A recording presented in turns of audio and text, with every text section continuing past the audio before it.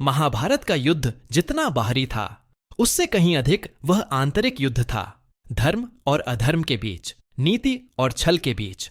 और इस युद्ध की सबसे बड़ी त्रासदी 3 महान योद्धाओं के वध में छिपी थी, भीष्म पितामह, द्रोणाचार्य और कर्ण।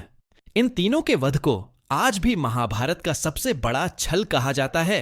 पहला वध, भीष्म पितामह, जो धर्म, त्याग और प्रतिज्ञा की मूर्ति माने जाते थे, वे अर्जुन के सामने अपराजेय थे। तब श्री कृष्ण ने नीति बनाई, शिखंडी को आगे कर दो, क्योंकि भीष्म शिखंडी को नारी मानते थे और नारी पर शस्त्र उठाना उनके लिए अधर्म था। उन्होंने शस्त्र त्याग दिए और अर्जुन ने उनके शरीर को बाणों से भेद दिया। ऐसे में प्रश्न यह उठता है, क्या किसी शस्त्र विहीन वृद्ध पर वार करना धर्म था? दूसरा वध, द्रोणाचार्य, जो धर्म के ज्ञाता थे पर मोह और पुत्र मोह में कौरवों के पक्ष में खड़े थे। जब पांडव उन्हें पराजित नहीं कर सके तो श्री कृष्ण ने युधिष्ठिर जैसे सत्यवादी से झूठ कहलवाया। अश्वत्थामा हतो व नरो व कुंजरो, और अपने पुत्र की मृत्यु के भ्रम में द्रोण ने शस्त्र त्याग दिए और उसी क्षण धृष्टद्युम्न ने उनकी गर्दन काट दी।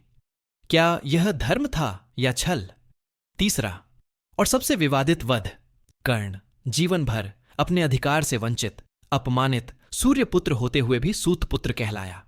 युद्ध में जब उसका रथ ढस गया और वह असहाय हो गया तो धर्म के नियमों के अनुसार उस पर प्रहार नहीं किया जाना चाहिए था।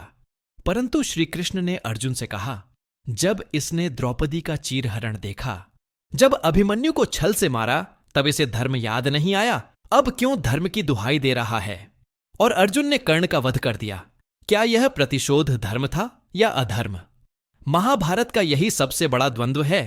क्या धर्म के लिए अधर्म स्वीकार्य है?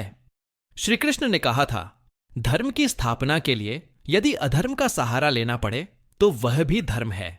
परंतु इन तीनों वधों ने यह प्रश्न छोड़ दिया, यदि धर्म के लिए छल आवश्यक हो जाए तो क्या वह धर्म रह जाता है?